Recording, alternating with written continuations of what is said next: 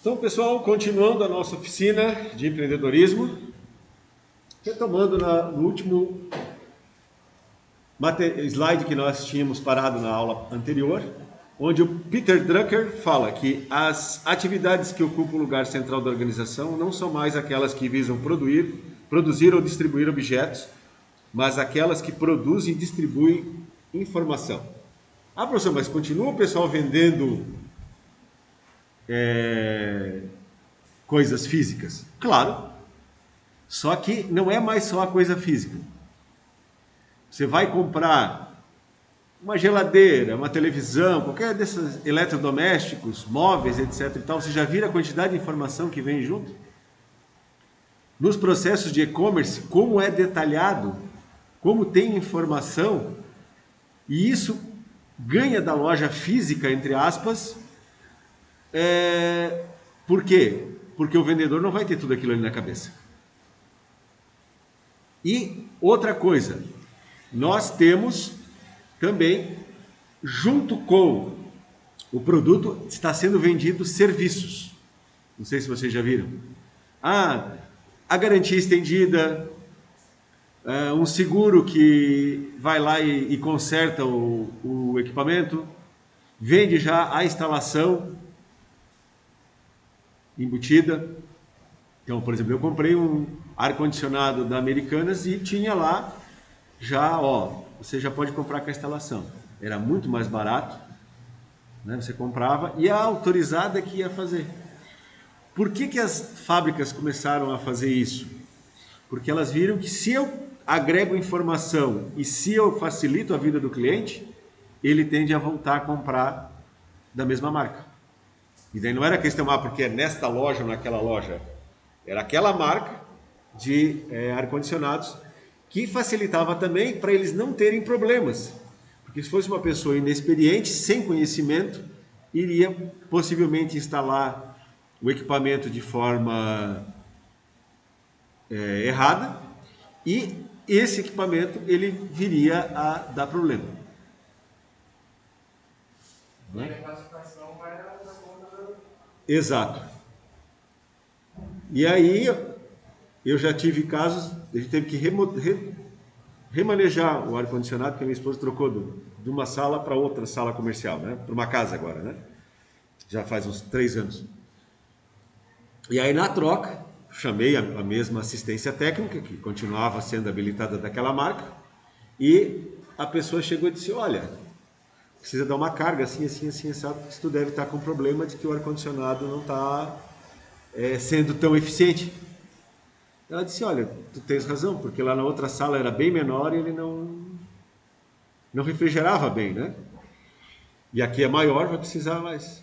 Talvez colocar um maior. Ela disse, não, só abasteceu, passou a informação, quanto tinha que fazer, quanto tempo tinha que dar manutenção, e o aparelho funcionou maravilhosamente bem. Bom, mas o que é conhecimento? Tá? Então, nós que somos o pessoal da informática sabe bem o que é dado. Eu fui lá, criei um atributo no banco de dados. Tá? Então eu tenho o quê? O dado normalmente ele é isolado, independe do contexto, são fatos, e aí são símbolos, mas que símbolos, professor? Números, textos e até mesmo imagens, cujos bancos de dados eles estão permitindo você armazenar imagens junto. Né? Antes você tinha que fazer microfilmagem, guardar os documentos físicos daquelas fichinhas microfilmadas, né? Hoje nós temos já a gestão eletrônica de documentos, onde você consegue acessar todos os documentos, inclusive, não sei se vocês já viram no próprio Cigar, alguém aqui já teve que assinar algum contrato de estágio, ou bolsa, etc e tal, tu já faz tudo direto no sistema. Né? Tem alguns itens ainda que nós temos que melhorar o processo, que ainda tu tem que entregar em papel, escaneado, etc e tal para eles. Eu já sugeri para eles, olha, aproveitem e façam a digitalização disso.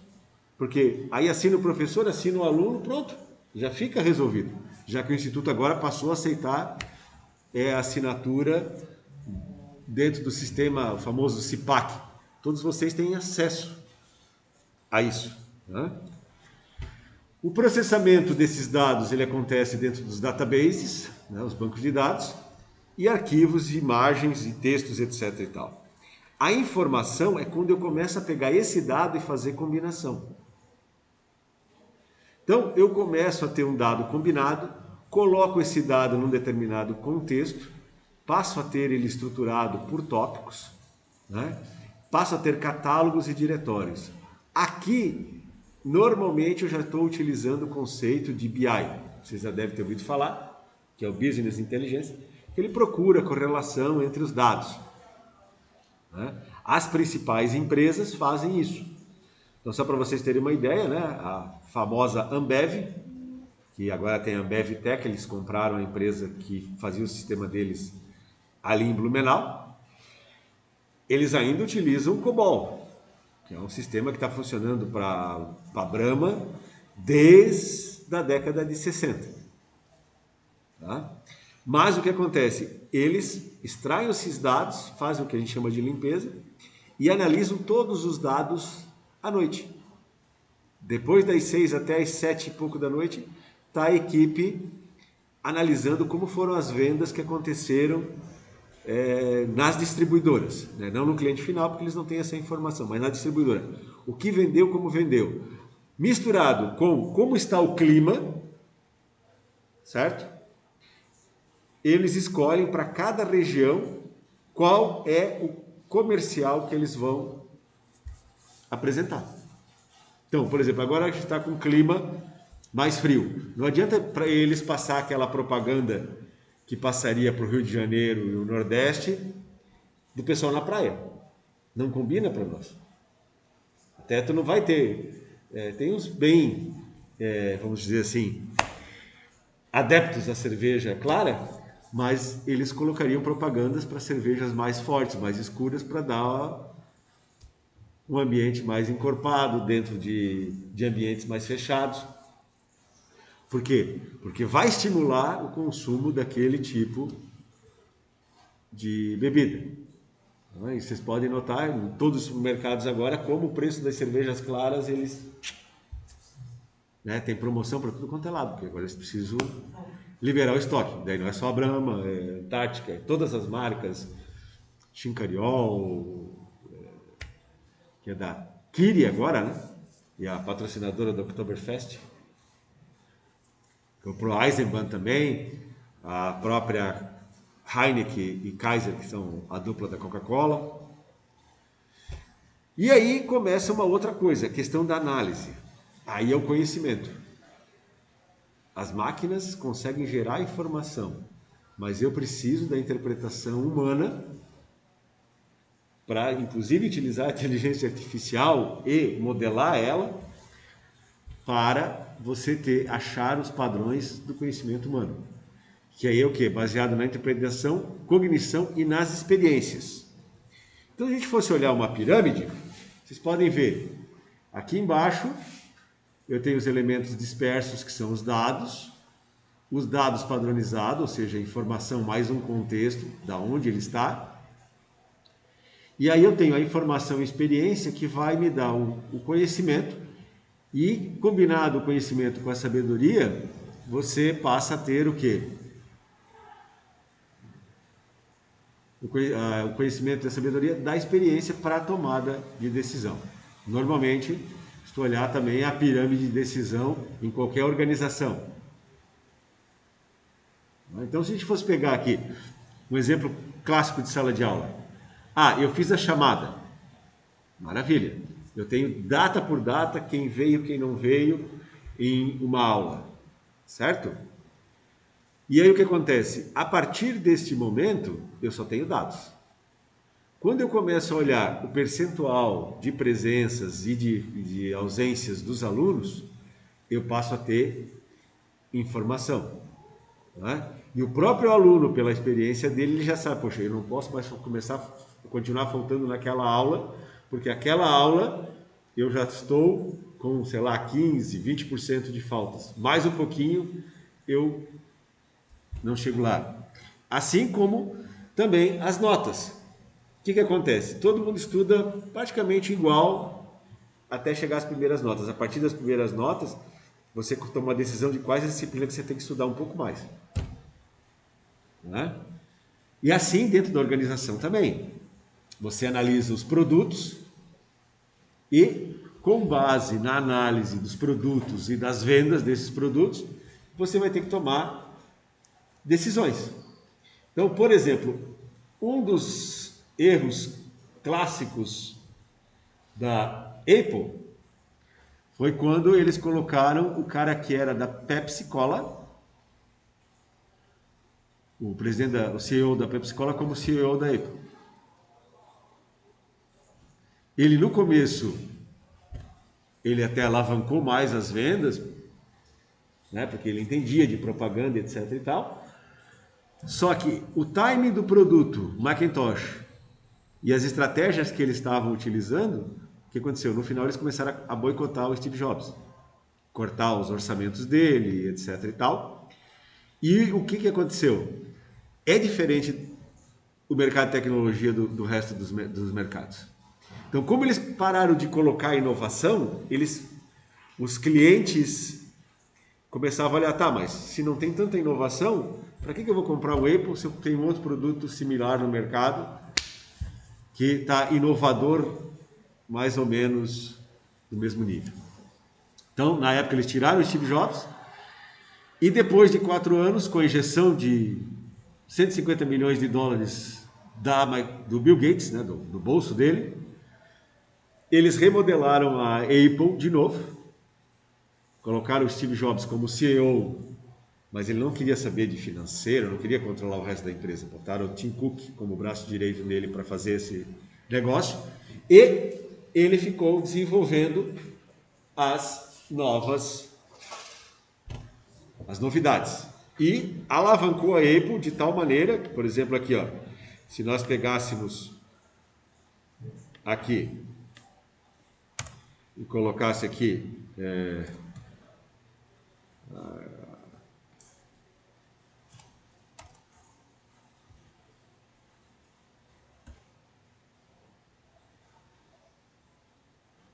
pegar os modelos. Sempre tem assim a evolução. Aqui, ó. Esse aqui é ótimo. Tá? Então são diferentes modelos do Macintosh. Agora, esse aqui é o ícone do retorno do Steve Jobs. Tecnologicamente, ele era um pouco mais avançado que o IBM PC da época. Só que ele tinha uma interface gráfica muito melhor e principalmente o design. Então as pessoas não compravam só ele pela tecnologia, mas compravam ele, como o Steve Jobs sempre dizia assim, uma moeda social para colocar em cima da mesa. E eu lembro bem, o reitor da época comprou um desse. Era coisa que ele usava um pouquinho, mas não tanto o computador na época, mas tinha na mesa dele, que era para mostrar, poxa, é um cara arrojado. Essa era a mensagem que procurava passar para as demais pessoas. Então, se a gente pegar aqui a evolução toda,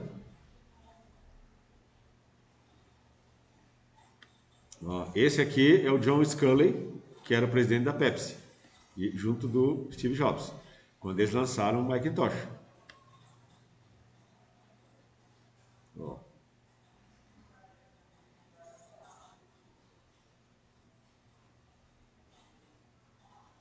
Vamos ver, aí foi transformação, né? Ó.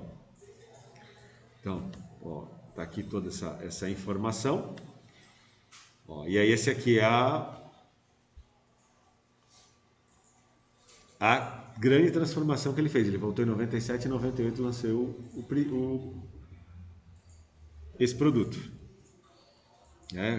Detalhe, você via as peças, os LEDs, todos ligados lá dentro, tá?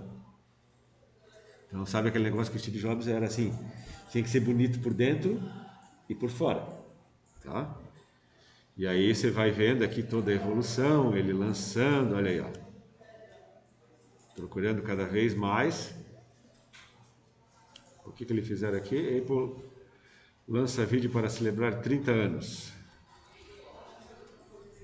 Deixa eu ver se nós temos ele. Só para...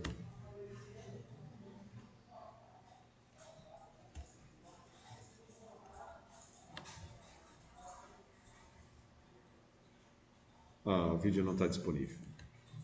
Voltamos. Mas olha a comparação de tamanho, agora com o novo, ali em cima. Aqui sim. Não, lá em cima.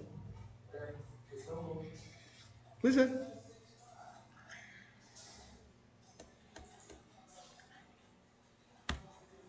Mas como é que eles conseguiram fazer isso? Essa. Eu quero dois, eu quero esse aqui. Ué, ele não voltou mais para aquele que eu estava? Não, deixa eu voltar aqui nesta página, fica melhor.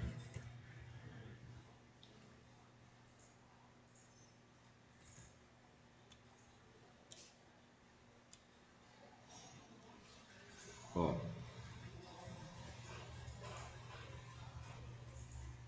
Então, como é que ele fez isso na década de 90, né? Porque a Microsoft chegou primeiro. Aí era iMac, ó.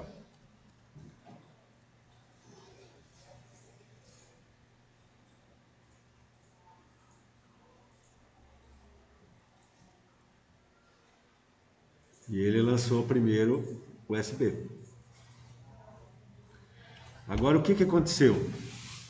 Em 2009, Steve Jobs morreu. Ele tinha deixado 2 modelinhos de celular já planejado o design. Tá? Uma das coisas que ele fazia muito era prototipação. Então, uma vez eu vi uma reportagem, ele tinha, acho que era 28 ou 29 modelos desse prototipado, o design, né? Não a parte interna. Um do ladinho do outro para daí ele escolher. Tudo combinações. E aí o Tim Cook ouviu mais os engenheiros, colocou mais memória, mais processador e mais espaço de armazenamento nos iPhone. E não mudou muito o design. O que aconteceu? Começou a cair. Aí então ele teve que achar uma equipe de designers para fazer aquele papel do Steve Jobs, que era ter o design mais arrojado. Por quê? Porque ele já conhecia a clientela. E, detalhe, não sei se vocês já ouviram falar, eu esqueci o nome do aplicativo, mas eles tinham desenvolvido um aplicativo, que o fim era comercial, para você, em vez de chegar e ficar gravando o contato da outra pessoa, se a outra pessoa tem aquele aplicativo e tem no iPhone, você coloca um iPhone a menos de 20 centímetros do outro, né? Deixa ele paradinho e os dois sincronizam, trocam os cartões. Aconteceu um fato que eles não esperavam. O pessoal que saía para a balada, né, tem um iPhone novo, botava em cima da mesa e falava, eu tenho um iPhone. E começou a acontecer o seguinte, uma pessoa ficava interessada na outra pessoa, via que o iPhone estava em cima da mesa, chegava, sentava do lado e colocava ali. E aí pegava os dados, dava uma pesquisada, né, antes de levar o famoso toco, né, lá convidar a pessoa para um drink e a pessoa negar, né, você já pesquisava lá na rede social da pessoa se era comprometido, se não era comprometido, né? Então, o que aconteceu? Começa a mudar esse status. Vocês devem ter assistido também o filme Rede Social, né? Qual foi a parte mais legal do Facebook? A parte mais legal do Facebook quando ele foi lançado, ele era feio para burro, né? A gente pegar aqui, ó.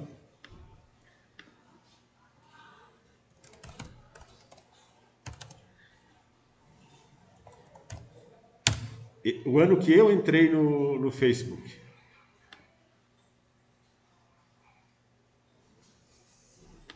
Ele era assim.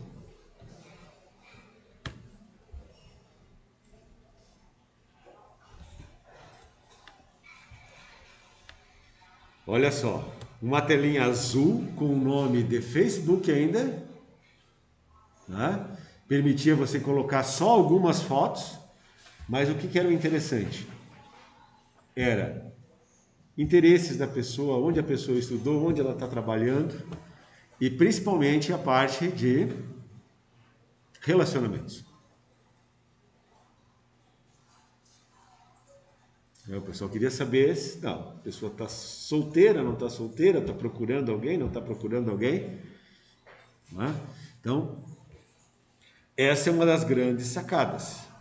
E aí, de novo, a Microsoft e o Bill Gates estão por trás do Facebook. Tanto é que quando eu entrei, ele tinha bem aqui embaixo Microsoft Partners. Depois ele foi obrigado a fazer o quê? A retirar essa frase, porque a Microsoft tinha sido processada naquela guerra dos navegadores que eu mostrei para vocês na oficina anterior, né? E aí o Bill Gates teve que fazer uma coisa, sair da presidência da Microsoft para poder continuar tendo as ações em diferentes empresas. Então ele ficou fora como gestor do fundo de ações, deixou o Steve Ballmer como o CEO da Microsoft, mas eles investiram 240 milhões de dólares no Facebook. Salvaram, né, 10 anos antes a Apple com 150, investiram 240 e ajudaram a estruturar a empresa. Da mesma maneira, mantém o presidente da empresa ou pessoa no uma das coisas que acontece muito da empresa é sair do CEO e ir para o conselho da empresa, né, o conselho de administração, que normalmente acontece aqui nas sucessões familiares aqui da nossa região. Então, se a gente pegar Hergen, quem é o CEO da Hergen? É o Emílio Purnaghi. Mas quem é o presidente do conselho? É o seu Germano, que é o pai dele. Assim estava a metalúrgica também. O seu João Stramowski era o presidente do conselho e o Luiz Antônio era o CEO. Com o falecimento do seu João Stramowski, o Luiz Antônio passou a ser presidente do conselho e contratou uma pessoa profissional para ser o CEO da empresa agora. Tanto é que eles remodelaram, né? Não é mais Metalúrgica Rio Sulense, é só Rio. Né? Vou estar organizando uma visita técnica lá e vou convidar vocês aqui da oficina, junto com alguma das turmas que a gente vai levar, que é uma empresa bem legal para você conhecer esse outro lado, não ficar só no ramo da tecnologia, mas é uma empresa que adora inovação e se você tiver ideias, eles normalmente patrocinam, aí eu te contratam, ou fazem um contrato de prestação de serviço para fazer as inovações. Inclusive para os funcionários lá, eles têm um programa que, se você der uma ideia e realmente tiver uma redução de custo ou um ganho para a empresa, você ganha monetariamente uma parte desse resultado. Tipo assim, aconteceu num ano tanto, então você ganha o equivalente a um mês, por exemplo, de resultado. O conhecimento é o quê? A mistura fluida de experiências condensadas, de valores, de informação contextual, insights, que são ideias, né? Experimentado, a qual proporciona uma estrutura para avaliação e incorporação de novas experiências e informações. Ele tem origem e é aplicado na mente dos colaboradores. Então, por que se fala em cultura organizacional?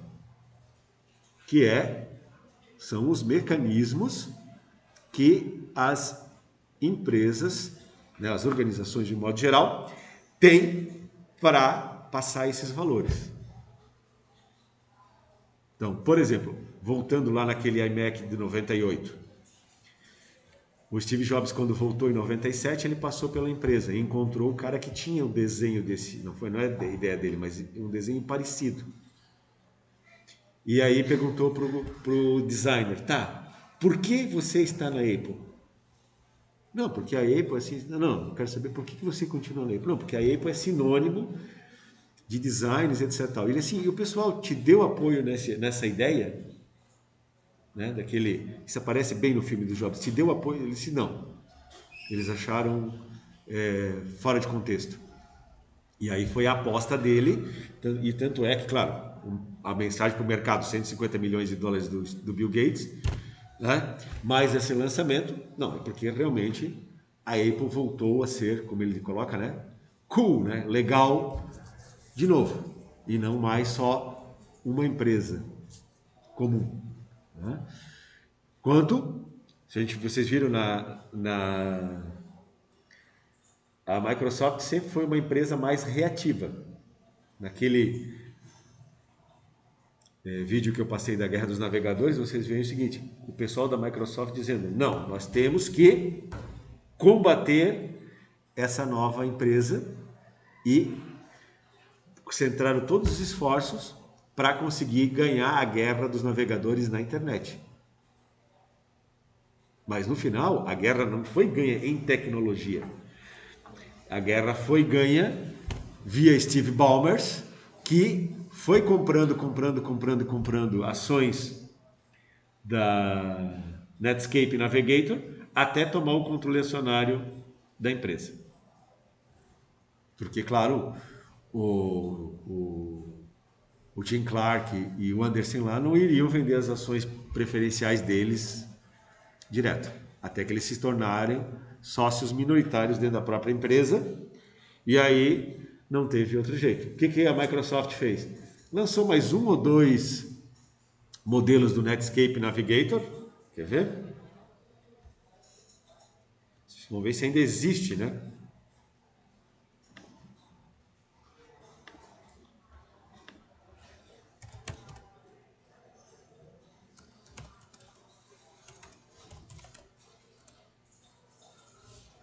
Ó, tem ainda.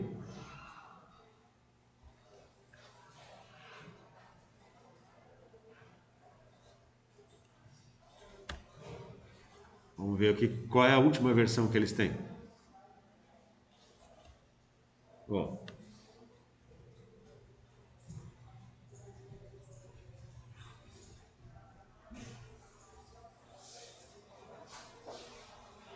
Então é o final dele. Ah, detalhe, tá?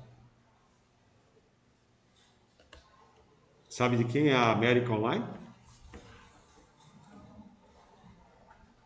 Do fundo de investimentos do Bill Gates. Então, aqui ele está dizendo que está encerrando tudo. Ó, na versão 9. Mais umas características.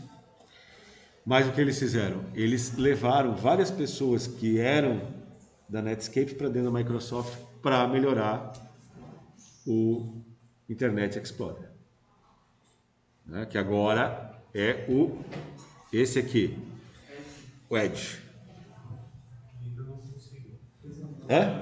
Ainda não consigo. Não, aqui outros navegadores vêm, mas é o seguinte, o da Microsoft sempre vem junto com o Windows. E o Bing também. O Bing também é. Então, como vem de graça junto, entre aspas, né? A maioria dos fabricantes já manda no processo OEM, né? Que é On Manufacture, ou seja, já vem instalado de fábrica. Claro que daí o Windows vem de graça, o pacote Office não vem. Aí tu instala o que tu quiser. Aqui no caso do Instituto, nós instalamos o LibreOffice. Tem até na rede aqui já liberado, se vocês quiserem utilizar.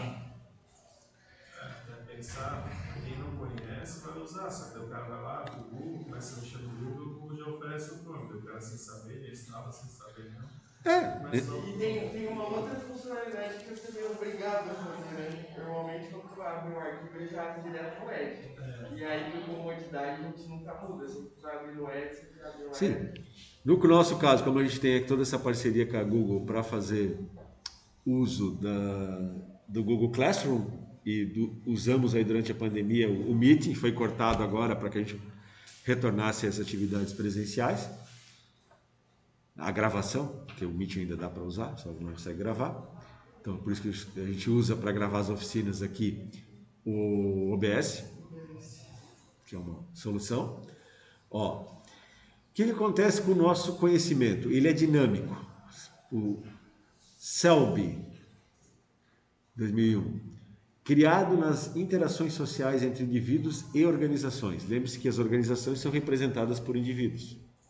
Então, acontece bastante mudanças de cultura em organizações quando você começa a trocar as pessoas. E a cultura não pode ficar estagnada, ela sempre tem que evoluir. Né? E o conhecimento também é contextual, ou seja, sem contexto é simplesmente uma informação particular no espaço e tempo. E humanístico está relacionado essencialmente às ações humanas e enraizado na mente das pessoas. E aí tem dois tipos de conhecimento. O explícito, ele foi verbalizado e escrito, certo? E o tácito, é um conhecimento que está em nossas mentes, mas é difícil de transmitir.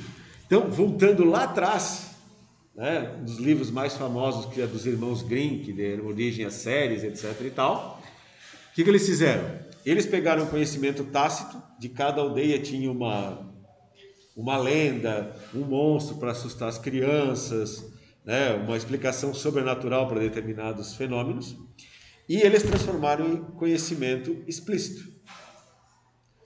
O que? Eles registraram nos livros. Né?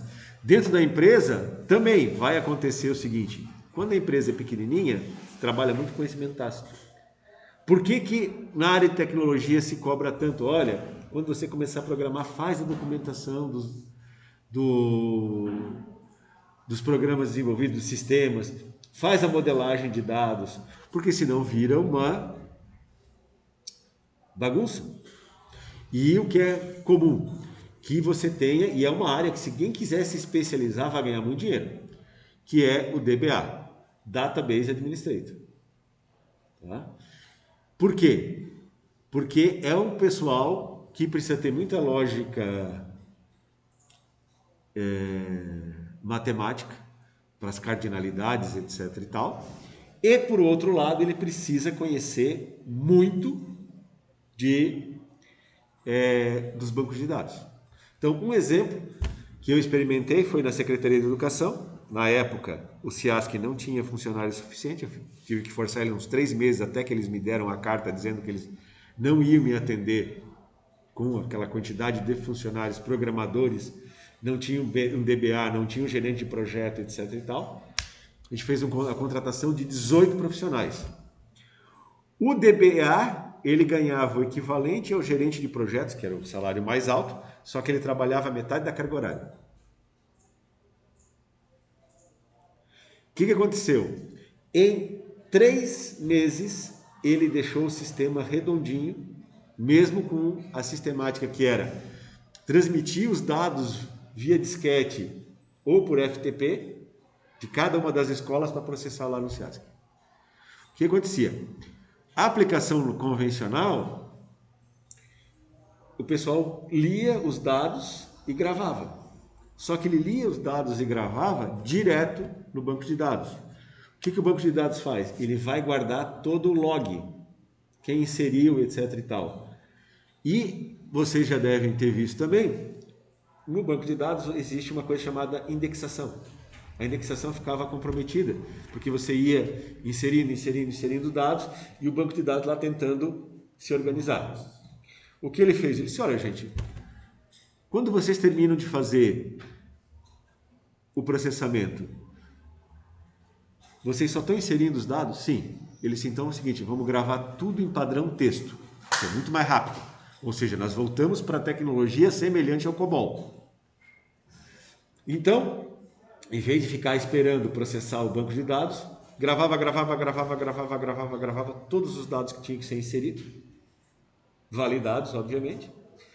Aí o que ele fazia? Fez uma rotina que ele derrubava o banco de dados, ou seja, dava um shutdown no banco de dados, fazia o insert direto, sem cuidar dos índices, e fazia a reindexação do banco de dados, pelo próprio banco de dados, fazendo a reindexação normal. O que acontecia nesse caso? Antes a gente levava 12, 14 horas e às vezes tinha que interromper o processamento, não processava todas as escolas, porque às 7h45 da manhã tinha que liberar o sistema para as escolas utilizarem de novo. E já derrubava ele às 8 da noite. Então, ou seja, a Secretaria das Escolas, a partir das 8 da noite, não podia utilizar. Caiu para 2 horas de crítica e processamento para gerar o arquivo texto para inserção e mais 1h30 para inserir os arquivos texto e reindexar o banco. Ou seja, passamos a fazer o processamento às 11 da noite até às 3h30 da manhã, estava tudo pronto e sistema liberado. Outra coisa que ele fez que ficou super legal depois disso foi: o que acontece com os alunos que terminam o curso? Tipo, também quem termina o ensino fundamental e vai para o ensino médio. Muitas vezes troca de escola, outros podem manter na escola. Quando tu pede alguma coisa da escola, chama-se o quê? Histórico. Certo? Então, o banco histórico significa o quê? Tudo que já está fechado. Então, eu não preciso mais saber qual o dia que o aluno faltou. Eu preciso saber o quê?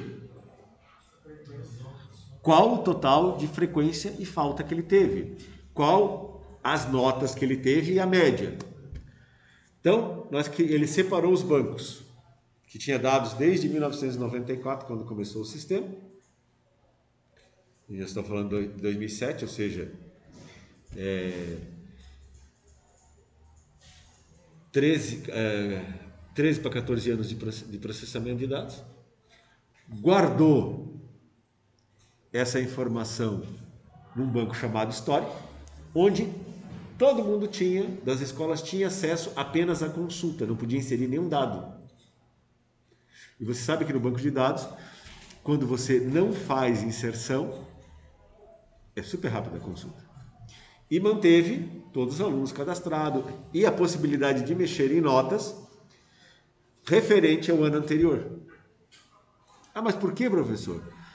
Porque acontece, qualquer estudante ou aluno, se ele tiver uma doença, principalmente no final do ano, ele vai ter prazo para entregar trabalhos, prestar provas, etc., no ano seguinte. A mesma coisa, o pessoal do ensino médio tem direito a ter 2 dependências. O que são 2 dependências? O aluno reprovou em 2 matérias, ele, no caso do instituto, ele tem um percentual de carga horária para presencial com o professor, e depois que ele faz essa aula presencial, ele tem que entregar trabalhos, realizar provas para tentar recuperar aquela nota. Então, ou seja, em 2022, os alunos têm que resolver situações pendentes de 2021.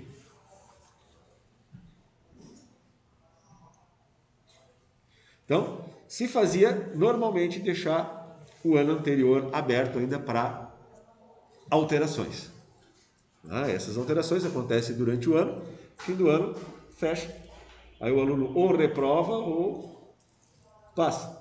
Então, normalmente o aluno se dedica para passar naquelas matérias anteriores para não perder aquele ano e deixa 1 ou 2 para ficar. Fora aquela situação de segunda época, que normalmente acontece em fevereiro. Vocês já ouviram falar? Alguns casos ainda tem. Então, são tudo informações que a gente tem que processar, ter esse conhecimento para fazer. Né? Então, olha aqui, ó, o Michael Polanyi colocou: nós sabemos muito mais do que podemos dizer. Exemplo, reconhecer um rosto e andar de bicicleta. Né? Esse andar de bicicleta, a instrução está simples, assim. Sente no cilindro, segure no guidão, coloque o pé no pedal e pedala. Use os freios manuais, ou então, naquelas bicicletas mais antigas, você leva o pedal para trás para fazer a frenagem. Essas são as instruções. Agora, sem você experimentar, sem ralar um joelho, um cotovelo até o nariz, é muito difícil de você aprender a andar de bicicleta. E aí tem a célebre frase em vários idiomas, que é só recordar, é que nem andar de bicicleta.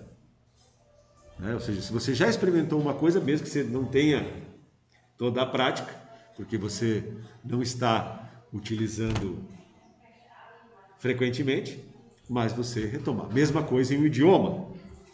Né?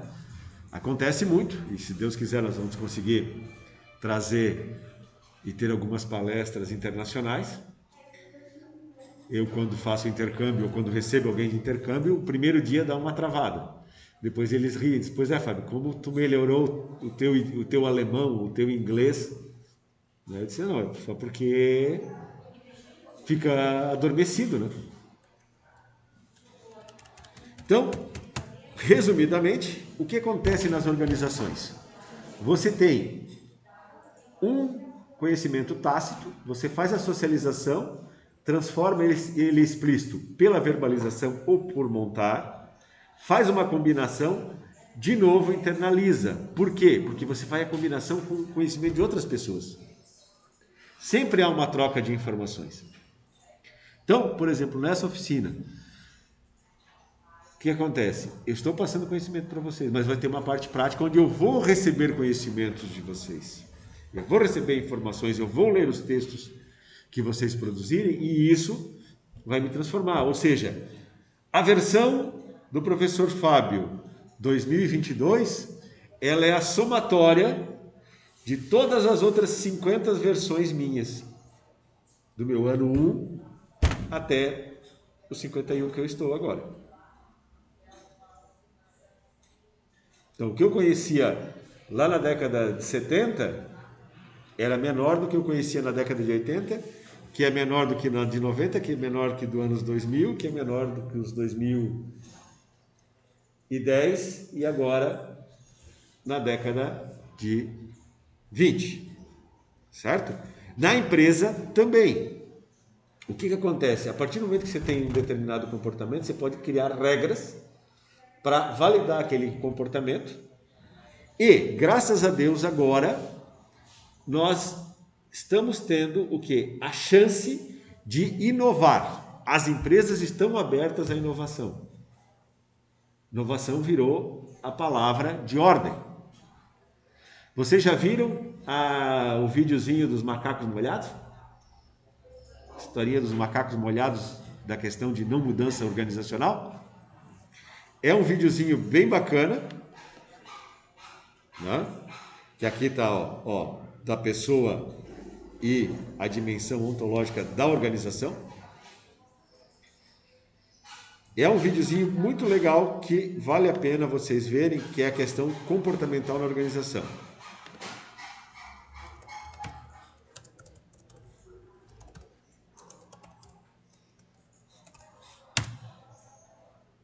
Esse aqui é bem pequenininho, tem só 2 minutinhos.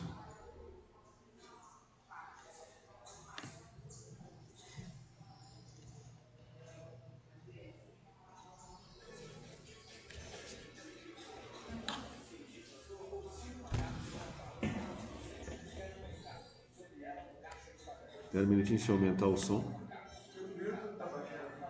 Hã?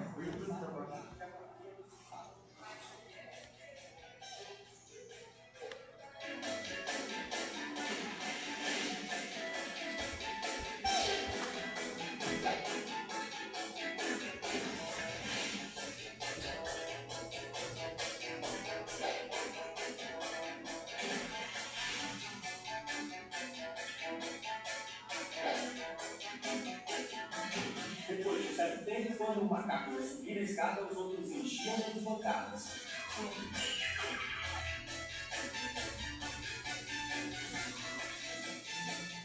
Passava mais algum tempo, nenhum macaco subia mais a escada, apesar da tentação das bananas. Então, os cientistas substituíram um dos macacos. A primeira coisa que ele fez foi subir a escada, sendo rapidamente retirado e surrado pelos outros. Depois de algumas turmas, o novo integrante do grupo não mais subia a escada. Um segundo foi substituído e o mesmo ocorreu, tendo o primeiro substituto participado com entusiasmo da surra ao macaco. O terceiro foi trocado. O quarto e finalmente o último dos veteranos foi substituído. E os cientistas ficaram então com um grupo de 5 macacos, que mesmo nunca tendo tomado um banho frio, continuavam batendo naquele que tentasse chegar às bananas. Se fosse possível perguntar a algum deles por que batiam quem tentasse subir a escada, com certeza a resposta seria: não sei, as coisas sempre foram assim por aqui. Você não deve perder a oportunidade de passar essa história para seus companheiros da empresa, para que, vez por outra, questionem-se por que estão batendo.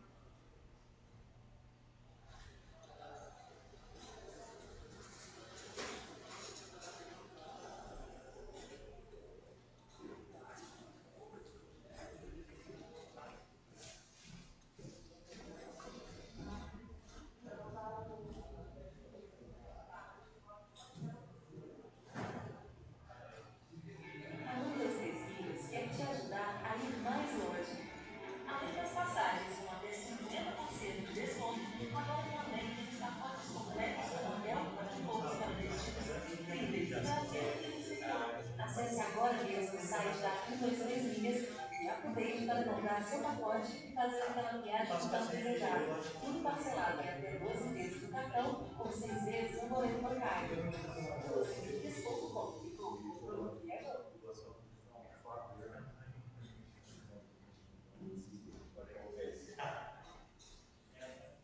Então, vocês viram como é a questão da mudança organizacional? Ou seja, depois da experiência, a experiência ali, apesar de estar representada, ela foi feita mesmo com o pessoal da NASA. Que era praticamente ver a questão do manter o comportamento dos macacos. E vocês sabem que, né, além da Laika, alguns macacos estiveram no espaço. A Laika foi pelos russos para saber se as condições não afetarem o cachorro, né? E no caso os americanos mandavam macaco porque geneticamente são os nossos animais parentes mais próximos. Então, pessoal, essa questão do explícito para o tácito, né, ela é muito forte, ou seja, todos os conhecimentos que você gera, você faz. E aqui no Instituto Federal, é importante que a gente sempre faça o quê? Artigos e relatórios. E mesmo que fizer um relatório, vai se transformar num artigo depois. Por quê? Porque isso é transformar o conhecimento combinado em conhecimento explícito. Por isso que as métricas, né, são número de publicações, etc. e tal. E agora, né, além dessas oficinas que nós estamos fazendo aqui, nós temos o 4C, que estamos começando a fazer as gravações, já tem algumas oficinas gravadas. Vamos estar lançando ele aí no mês de abril. E já convido vocês a prepararem os seus artigos. E, obviamente, aquele videozinho de, no máximo, 10 minutos, explicando os trabalhos que vocês desenvolveram. Então, sempre sai do indivíduo, no grupo, a organização e interorganização. O que é interorganização? É porque acontece a troca entre organizações. Como assim, professor? Olha, imagina. Vamos pegar aqui a cadeia de comercialização para chegar o creme dental para você comprar. Vamos fazer o contrário. Aonde você encontra o creme dental para ser comprado? Supermercado. Aonde mais? Farmácia. E aonde mais? E mais uma, importantíssima. Onde é bem caro, mas está normalmente aberto à noite. Tem centro de conveniência dos postos? As conveniências dos postos. Quem lançou essa moda aqui no Brasil foi a AMPM da Ipiranga, que copiou isso da Rede Atlantique quando ela comprou a Rede Atlantique, que foi a primeira que lançou. Mas agora está aqui. Tanto é que tem, tudo resolve-se no posto Ipiranga, né? Eles criaram esse slogan. Mas quem entrega lá para eles? É direto a fabricante?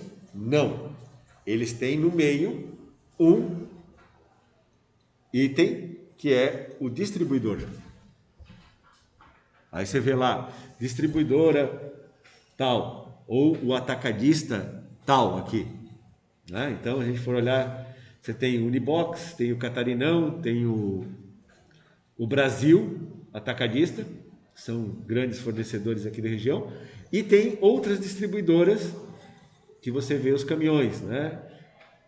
Como a distribuidora Toso, que é do Oeste, mas ela faz Santa Catarina inteira, e ela faz essa entrega menor. Tanto é que, por exemplo, se você for ver, por que nós temos vários produtos da Tirol, que é ali de 13 Tilhas?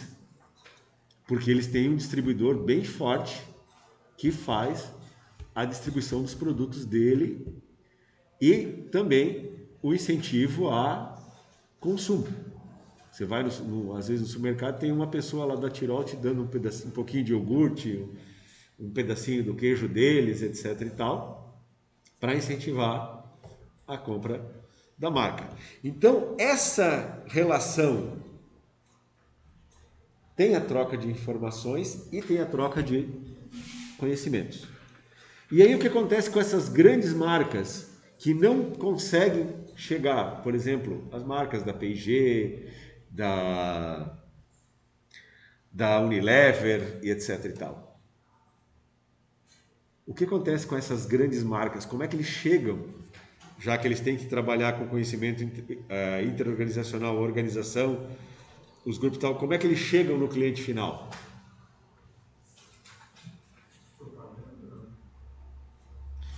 Não só propaganda. Para chegar no cliente final, as redes sociais ajudaram muito.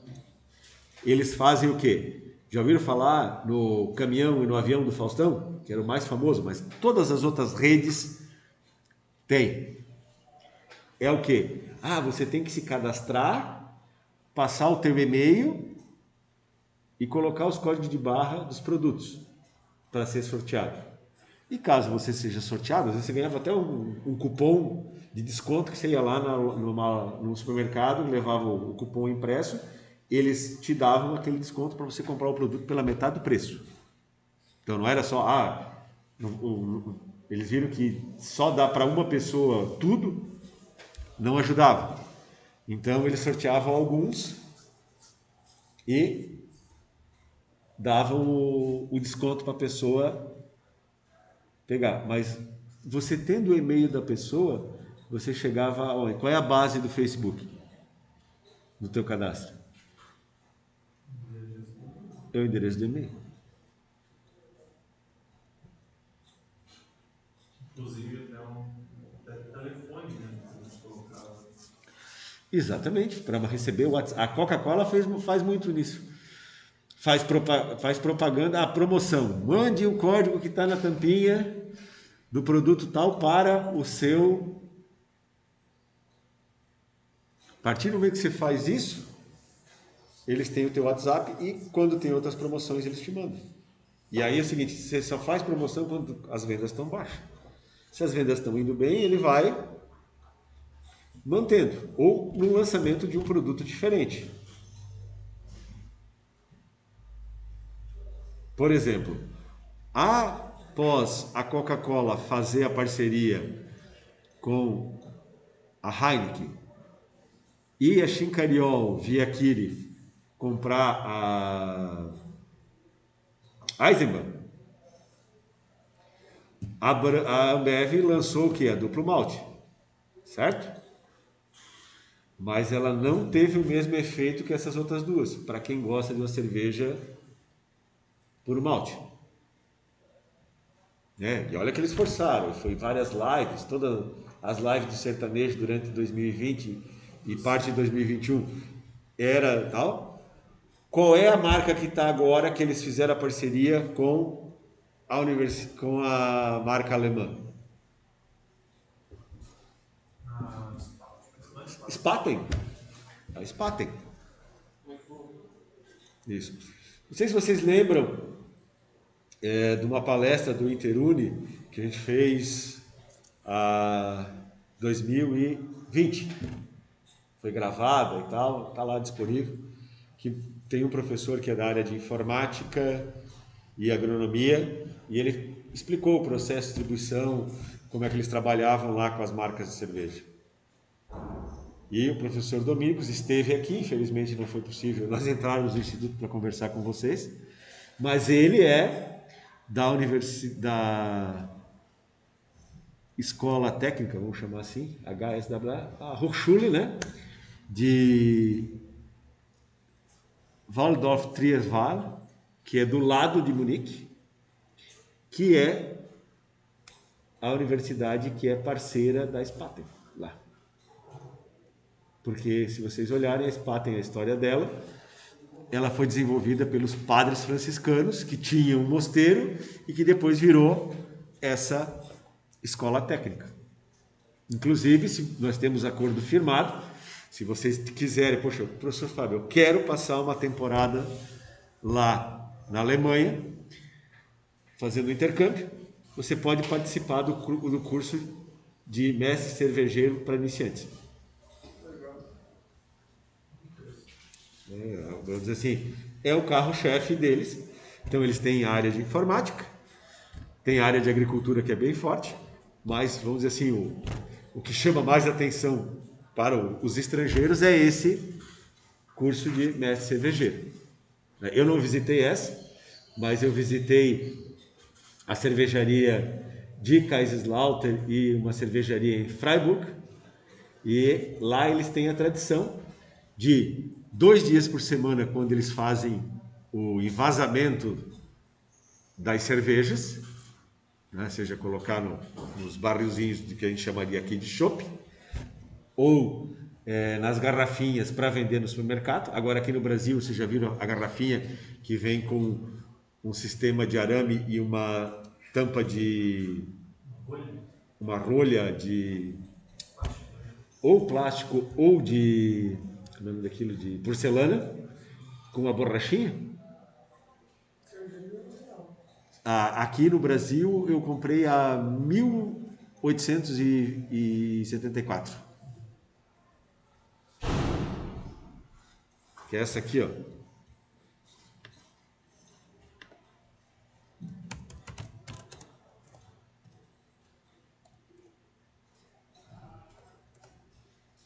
(1824), desculpa.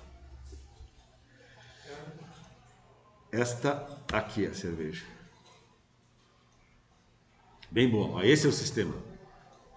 Isso é patenteado da Alemanha. Então a cerveja, a garrafa volta, né? E ela pode ser, passa por água bem quente, né? Para não ser esterilizada, para depois ser reutilizada. Na Alemanha, o que eles fazem? Eles te cobram 50 centavos até 1 centavo de euro, 1 euro inteiro, para você devolver ela no supermercado, para ter a reciclagem. Você paga e depois retorna. As que eu comprei aqui, eu guardei para guardar outros tipos de bebida, né? Eu gosto de colocar fazer algumas cachaças misturada com alguns, já fiz de abacaxi agora, estou achando outras frutas para... E aí ela é super prática para fazer isso aqui. Então, quando eles terminam de fazer o processo, eles colocam o que sobra no tonel, porque daí a bomba de sucção não consegue mais fazer isso. Colocam em jarras para você se servir. Você paga uma taxa, você faz a visitação, ganha pãozinho, salada de batata, às vezes uns picadinhos de linguiça, né, tipo uma salsicha de cachorro quente, e você pode tomar cerveja à vontade. Normalmente eles recomendam, vá de bicicleta ou vá de ônibus, para você poder aproveitar bem a situação. E você experimenta.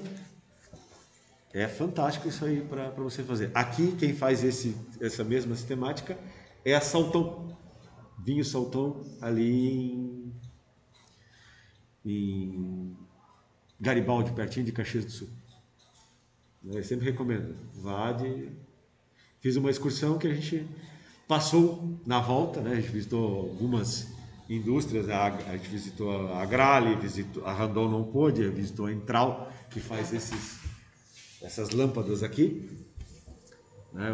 Um sistema maravilhoso italiano para fazer todas as dobras. Ele só não coloca a fluorescente mais, antes eles conseguiram colocar, porque ela estava dando muito problema de quebrar no transporte a fluorescente. Porque de qualquer forma você teria que colocar alguns papéis e depois Então eles só entregam ela montadinha assim, o eletricista só liga os fiozinhos na ponta. E é uma máquina italiana que faz tudo isso. E aí na volta a gente passou pela Salton. Eles queriam ir na ida, eu disse, não, gente, tem que ser na volta. Né? O motorista até achou bem bacana, ele disse, poxa, né? Eu e ele, nós não pagamos para beber, né? Mas compramos algumas coisas que você tem a opção de... Você ganha alguns produtos para levar ou você toma. Eu disse, não, eu e o motorista não tem como nós bebemos. Mas eram alunos acima de 18 anos e cada um bebeu o tanto que quis. Foi um silêncio total. Nós nem chegamos a parar mais em vacarias para jantar. O pessoal já estava... A gente parou para ir no banheiro e depois seguiu a viagem. Mais da metade do ônibus estava dormindo. Então, gerir esse conhecimento. Inclusive agora, formalmente, nós temos cursos de graduação, pós-graduação, mestrado e doutorado na área de gestão de conhecimento, na engenharia de conhecimento. O professor Juliano é formado voltado nesta área. Né? É uma nova forma de ver as organizações com enfoque integrador para identificar, capturar, gerenciar e compartilhar o conhecimento das organizações. Então, olha, todos os capitais, né? Aqui os autores, o Stuart chamava de capital estrutural, o outro de organizacional, o outro de estrutura interna, e o CRI de capital estrutural, combinando com o Stuart. O capital de clientes foi chamado de estrutura externa e o outro já fez mais amplo, capital de relacionamento. Então, na literatura, vocês vão encontrar uma coisa chamada stakeholders. Já viram falar nisso?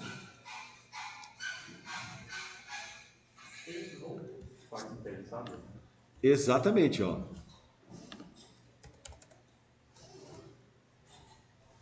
Stakeholders. Partes interessadas. Mas o conceito, né, é o seguinte: são as pessoas que têm interesse na gestão de uma empresa ou na gestão de projetos, tendo ou não feito investimentos neles. Poderíamos considerar a definição, ou seja, sempre de um modo mais abrangente. Então, stakeholders do Instituto. Tu tens professores e servidores, que a gente pode botar numa categoria só, os alunos, né, estudantes, mas também a comunidade externa. Por quê? Porque a comunidade externa é a que contrata os nossos estudantes quando saem. Certo? E o nosso objetivo aqui é mostrar um caminho diferente do que só ir para a comunidade trabalhar. É você desenvolver uma ideia tua. E aí, como eu tenho colocado nas oficinas anteriores, esse desenvolvimento de ideia permite que você faça o quê? Você tenha a possibilidade de desenvolver um novo produto, um novo serviço, entrar no mercado, certo? E na área de tecnologia, por tradição, esperar ser comprado futuramente. São raras as empresas que não fazem ou serem compradas ou fazerem parcerias. Por exemplo, a própria Delsoft é uma empresa que, com a criação da TOTUS, acabou fazendo o que? A junção com uma equipe que era do Paraná para atender aquele mercado e esse, porque aquela lá ela ficou sem um produto da DataSul para vender. Ela era menor. Então, eles fizeram a junção. No caso da Effect, que já fez a oficina para vocês, eles receberam um aporte financeiro com Smart Money do grupo Nuvini, Fundo de Investimentos Nuvini.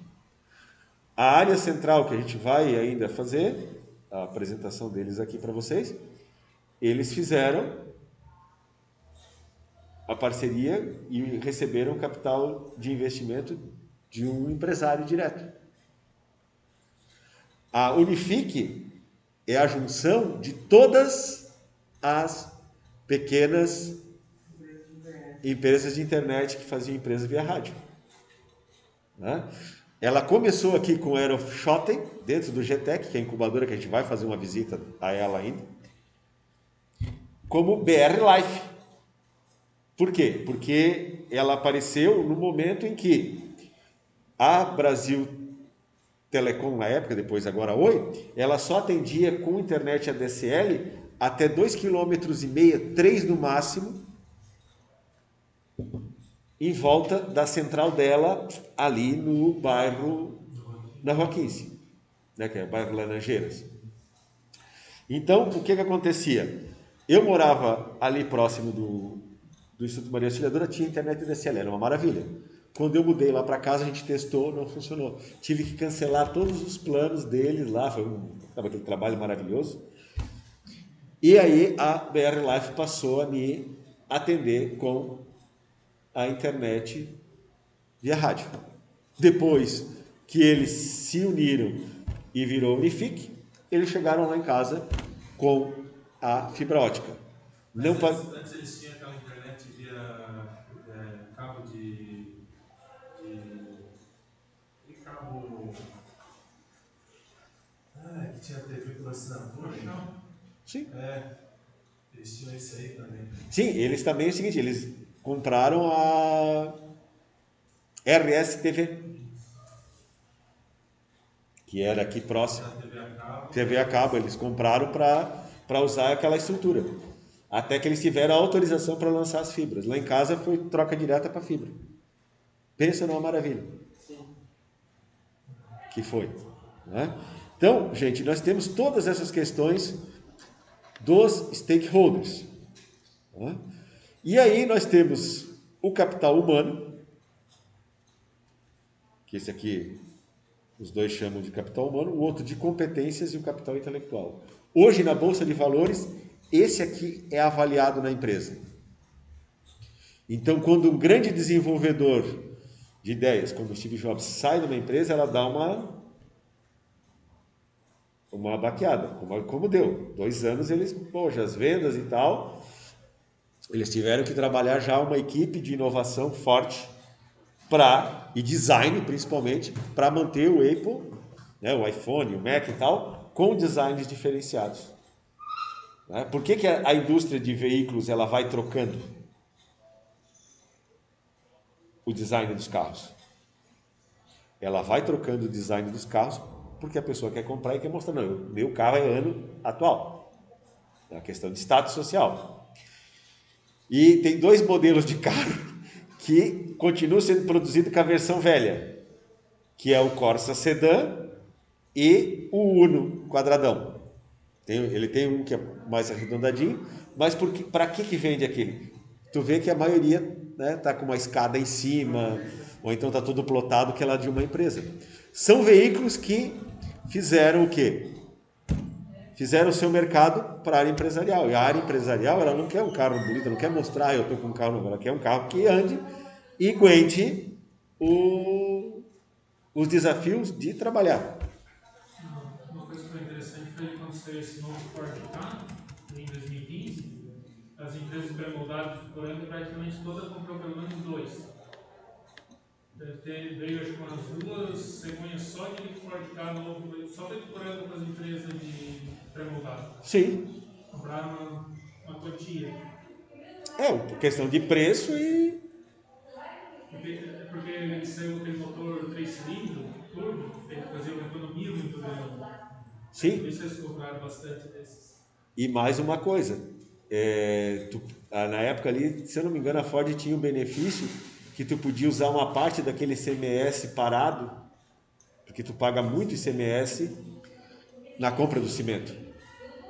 E aí, a empresa que fica credora do ICMS, ela pode comprar alguns bens, como máquinas e veículos, etc. e tal. Mas só que tanto as máquinas e os veículos eles têm que estar cadastrados e autorizados para fazer isso. E a Ford foi uma das primeiras a fazer. Então, pessoal, olha aqui como é que fica, para a gente entender os stakeholders, né? Nós temos os clientes fornecedores, que são os principais atores, novos entrantes tecnológicos, ou seja, empresas concorrentes, o governo que pode lançar leis e afeta o teu negócio, e aí vem da questão de políticas, os teus concorrentes e também a pressão sindical da área social, para quê? Para que os funcionários tenham mais benefícios, etc. e tal. Diz que no Brasil é um dos lugares que nós mais temos benefícios para funcionários. Lá nos americanos não tem quase nada. O salário, tem lugar que o salário é semanal. Mas também tem o cara, como tu vê no filme, você está demitido. Está aqui o tanto que eu te devo pelo que tu trabalhou, tchau. Tu tem poucos benefícios. Não é? Minha mulher que trabalha com chinês, eles não têm muito questão de horário. Às vezes é 10 horas da noite, eles estão mandando coisa para ela. Sim. Por que eles foram? Eles têm uma cultura de trabalho, trabalho, trabalho, trabalho e trabalho. Tem final de semana, não entende muito isso.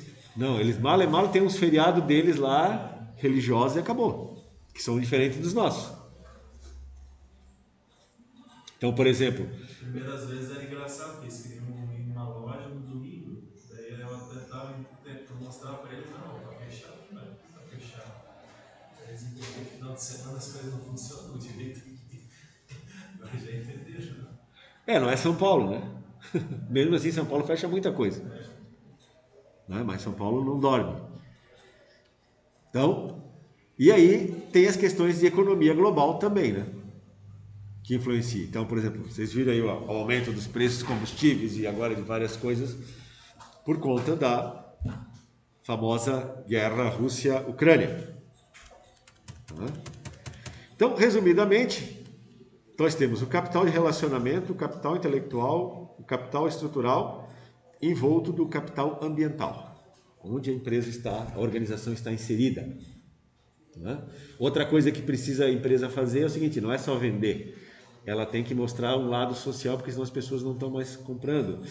Se ela tem produtos de origem reciclável ou ambientalmente, né, mantendo o meio ambiente bem... Desculpa, licença, que hora que é o intervalo? É porque o teu pai está ali embaixo, não tem nunca? Tá, 9h30 eu termino aqui. Então, continuando aqui, tudo isso é importante para ambientalmente, com madeira reciclada, com reflorestada, etc. e tal, né? O conjunto ambiental é de fatores que identificam o ambiente onde a organização está inserida, características socioeconômicas, aspectos governamentais, financeiros e culturais. O estrutural é o conjunto de sistemas administrativos, modelos, marcas, a infraestrutura física necessária, ou seja, tudo aquilo que fica na organização quando as pessoas vão embora para casa. Foi a melhor definição que eu vi. Né? E o capital de conhecimento, é o relacionamento, né, da organização com seus clientes fornecedores, o retorno financeiro, o retorno de imagem, que eu coloco, né, e a cobrança de qualidade dos serviços e produtos fornecidos. E o intelectual, tanto a capacidade, a habilidade e a experiência, quanto ao conhecimento formal das pessoas que entregam a organização. A sinergia entre esses capitais é o que gera a fonte de riqueza. Então, quem conseguir melhor combinar isso, né, e aproveitar melhor, vai gerar mais valores para os seus produtos e serviços. Então, a indústria, ela tem toda uma cadeia abaixo dela de serviços, por exemplo, para deixar aquele ar-condicionado ali instalado.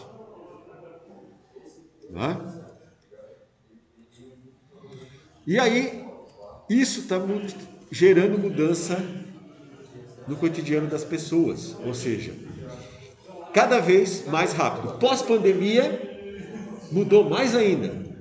Várias oportunidades que apareceram para trabalhar, inclusive oportunidades para trabalhar lá para fora. E eles estão pagando o salário de lá, transformado aqui, vira bastante. E ainda fazem a jogada, olha, vai ser híbrido, você trabalha do Brasil e tal, 1 ou 2 vezes por ano você vem aqui na empresa, passa uma temporada com tudo pago. Então o processo de transformação tecnológica está se expandindo exponencialmente em razão da capacidade de criar uma interface entre os campos tecnológicos, a linguagem digital comum na qual a informação é gerada, armazenada, recuperada, processada, transmitida. Ou seja, vivemos em um mundo que, segundo Nicolas Negroponte, se tornou digital. Alguns exemplos, o que acontece com a Receita Federal, Imposto de Renda, tudo está lá, tudo resolve. E aí, no caso da Receita Federal, com aquele programa de benefícios para a pandemia, cadastraram 35 milhões de pessoas que não estavam cadastradas. Lembra? Foi uma correria para a Receita e tal, tiveram que fazer tudo digital. O DETER, nós temos horários de ônibus, que mostra aqui. O DETRAN, eu posso ver a minha carteira de motorista, pontos e os dados do meu veículo. Secretaria da Fazenda, legislação tributária, o IPVA que a gente tem que pagar. Notícias de economia, da UOL, da Invertia, que são famosos. Banco do Brasil, o Banco do Brasil, que era o 001, o BES, que era o 27, virou Banco do Brasil. Caixa Econômico 104, Itaú, o Bradesco 237, o Unibanco virou Itaú. São todas empresas extremamente baseadas em digitais. E aí, outras fontes de informação. Então, com isso, nós encerramos a nossa oficina de hoje e depois teremos a continuidade.